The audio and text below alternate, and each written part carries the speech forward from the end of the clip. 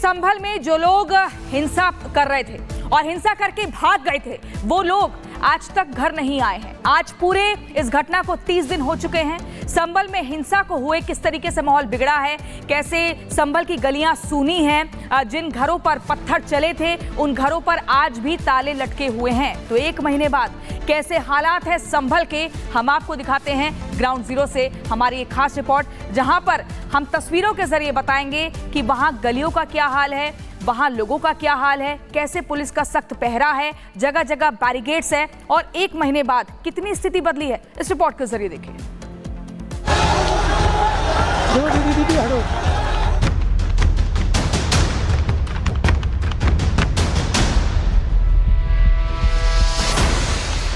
संभल में जामा मस्जिद के सर्वे के दौरान भड़की हिंसा के आज पूरे 30 दिन बीत गए। 30 दिन बाद संभल में हालात पटरी पर लौटे, लेकिन शांति अभी भी नहीं है। जिन लोगों का नाम संभल हिंसा में सामने आया है वो आज भी फरार है। और तो और जिस तरह पर हिंसा हुई थी वहां की गलियां आज भी सुनी पड़ी हैं। ज्यादातर घरों में ताला लटका है।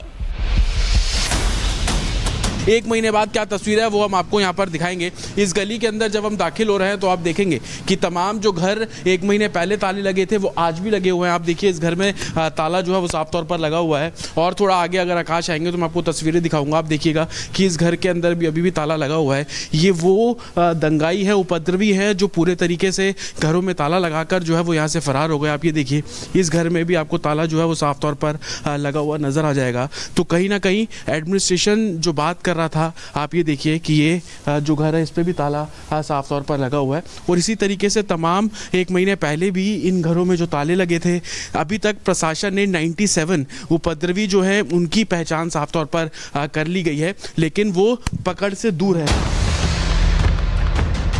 पुलिस का खौफ इतना है कि दंगाई संभल छोड़कर भाग तो गए हैं, लेकिन अब वापस लौटने की हिम्मत नहीं जुटा पा रहे हैं। तो वहीं खबर ये भी है कि पुलिस ने अब तक 97 दंगाइयों की पहचान कर ली है। कई दंगाई हिंसा भड़काने के आरोप में जेल भी जा चुके हैं। कि पुलिस प्रशासन उन लोगों को ढूंढने के लिए 5 अलग अलग टीमें बनाई हैं जो कि संभल से हटकर जो दूसरे इलाके हैं वहां पर लगातार रेड्स कर रहे हैं। आप ये देखिए इस घर में भी जो साफ तौर पर ताला लगा हुआ है। कल एडमिनिस्ट्रेशन जब यहां पर पहुंचा था, संभल एसपी यहां पर पहुंचे थे, तो वो इसी जगह पर खड़े हुए थे। ये तमाम जो घर देख रहे हैं, छत देख रहे हैं, इन छतों से पथराव जो है वो किया गया। महिलाओं द्वारा जो पथराव किया गया वो भी यहाँ से किया गया। शुरुआत में जिन 3 महिलाओं की गिरफ्तारी की गई थी वो भी यहीं से की गई थी। तो कहीं ना कहीं पूरे क्राइम सीन को रिक्रिएट किया गया, लेकिन एक महीने बाद भी उन घरों पर साफ तौर पर ताला लगा है जिन घरों से हिंसा हुई थी। संभल की जिस जामा मस्जिद के सर्वे पर बवाल हुआ था, उस मस्जिद के सर्वे और सर्वे रिपोर्ट जारी करने पर फिलहाल रोक है। लेकिन खबर तो ये भी है कि चंदौसी कोर्ट में जल्द ही सर्वे रिपोर्ट पेश की जा सकती है। Bureau report, Republic Bharat. तो रिपोर्ट आपने देखी। हिंसा के 30 दिन बीत चुके हैं, लेकिन अभी भी जहां पर हिंसा हुई थी, जिन दंगाइयों के घर थे, वो अब वहां पर अभी भी ताले लटके हुए हैं। जतिन ग्राउंड जीरो से बने हुए हैं, उनका रुख कर लेते हैं। जतिन, अभी हम आपकी रिपोर्ट देख रहे थे, 30 दिन के बाद भी दंगाइयों के घर पर ताले लटके हुए हैं। जरा एक बार फिर से तस्वीरें दिखाइए, बताइए कि आखिर दंगाई वापस अपने घर लौट क्यों नहीं रहे हैं, क्या खौफ है उनके अंदर? दिन बीत चुके हैं, 40 गिरफ्तारियां इस मामले में हो गई है, 97 लोगों की पहचान की जा चुकी है, लेकिन घरों पे अभी भी ताले हैं। उन लोगों के घरों पे ताले हैं जिनकी पहचान की गई, जिनको हम उपद्रवी बोल रहे हैं, दंगाई बोल रहे हैं। तस्वीरें अभी जहाँ पे मैं मौजूद हूँ वहाँ पर इंक्रोचमेंट ड्राइव चल रही है। मंदिर है, मंदिर से सटा हुआ घर है। उस घर से जो इंक्रोचमेंट हुआ था वो मकान मालिक खुद से हटा रहे हैं। हालांकि देखा था पहले दिन इंक्रोचमेंट हटाने का काम शुरू हुआ, लेकिन मंदिर को नुकसान ना पहुंचे, उसके बाद वो जो इंक्रोचमेंट हटाने का काम है उसको संभवतः रोक दिया गया था। लेकिन अब मंदिर की मीनार को प्रोटेक्ट करते हुए जतिन वो गलियां दिखाइए जहां पर आप मौजूद हैं। यहाँ से कितनी दूरी पर वो गलियां हैं जहां पर हिंसात्मक माहौल हुआ था और पत्थर फेंके गए थे?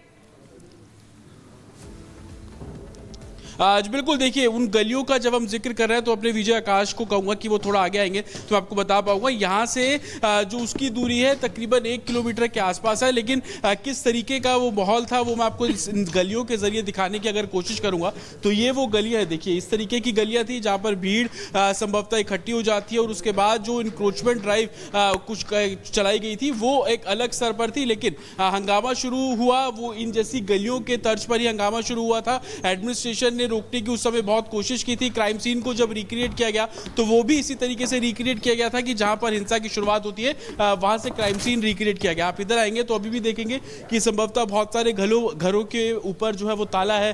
और जब हम उस ठीक है जतिन, महत्वपूर्ण जानकारी आप दे रहे हैं। फिलहाल के लिए आपका बहुत शुक्रिया। और इसी बीच अब आगे बढ़ेंगे और अपने दर्शकों को बताएंगे कि कैसे अंबेडकर पर जब से ये आदेश जारी करवाया है तब से मौलानाओं के भीतर नाराजगी दिख रही है। पंडित धीरेन्द्र कृष्ण शास्त्री ने साफ तौर पर कह दिया है कि हमारे अंगने में तुम्हारा क्या काम। इसको लेकर दो धड़े आमने सामने आ गए हैं। एक तरफ साधु संत है, दूसरी तरफ मौलवी है, मौलाना है, नाराजगी दिखा रहे हैं, अलग अलग तरीके के बयान दे रहे हैं। आखिर इस पूरे मामले पर इतना उबाल क्यों है, इस रिपोर्ट के जरिए देखिए।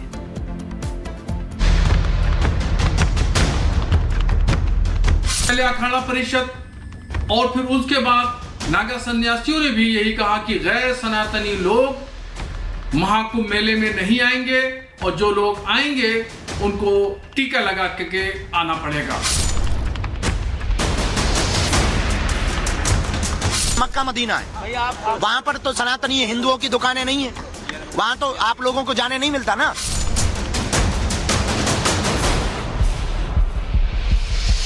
ऐसा व्यवसायी ना हो जो हिंदू ना हो। उन्हीं को टेंडर, उन्हीं को सड़क, उन्हीं को टेंट, उन्हीं को लाइट, उन्हीं को पानी, उन्हीं को सब मिलना चाहिए जो सनातनी हो। अखिल भारतीय अखाड़ा परिषद ने आदेश जारी किया है कि मुसलमान कुंभ मेले में नहीं आएंगे, तो अखाड़ा परिषद के इस फरमान पर भयंकर बवाल मचा हुआ है। बिल्कुल किसी भी सूरत से कुंभ के मेले में न जाएं और जो लोग ये कह रहे हैं कि हम गैर सनातनी को यहां दाखिला नहीं करेंगे, उनको ये साबित करके दिखा दें कि हम नहीं आएंगे और तुम्हारे बगैर भी हमारी दिनचर्या और हमारी जिंदगी चल सकती है। मुसलमानों को जब से कुंभ मेले में दुकान लगाने से रोका गया है, ऑल इंडिया मुस्लिम जमात के राष्ट्रीय अध्यक्ष मौलाना शहाबुद्दीन बरेलवी बुरी तरह भड़के हुए हैं। मौलाना शहाबुद्दीन बरेलवी तो साधु संतों के इस फैसले को तनाव फैलाने वाला कदम बता रहे हैं। ये लोग जो है वो मजहब का गलत इस्तेमाल कर रहे हैं और इस कुंभ के मेले से एक अच्छा पैगाम पूरे हिंदुस्तान में नहीं बल्कि पूरी दुनिया के लोगों को देना चाहिए। वहां पर पैगाम मोहब्बत के बजाय नफरत का दिया जा रहा है और हिंदू मुस्लिम टकराव की पोजीशन तैयार की जा रही है। मौलाना शहाबुद्दीन बरेलवी कह रहे हैं कि अगर मुसलमान कुंभ में दुकान नहीं लगाएंगे तो उनका कुछ बिगड़ नहीं जाएगा, जबकि बीते दिनों बागेश्वर धाम के प्रमुख पंडित धीरेन्द्र शास्त्री खुद सामने आकर वजह बता चुके हैं कि मुस्लिम धर्म के लोगों को दुकान लगाने से कुंभ में क्यों रोका गया है।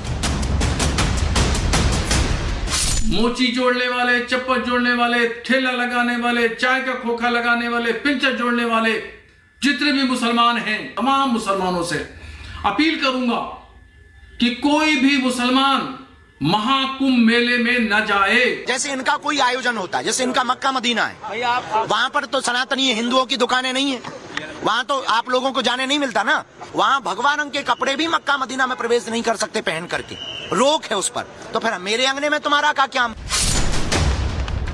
गौर करने वाली बात यह है कि कहा जा रहा है कि पिछले कुछ दिनों में जिस तरह से रोटी में थूक, जूस में टॉयलेट मिलाने वाली घटनाएं सामने आई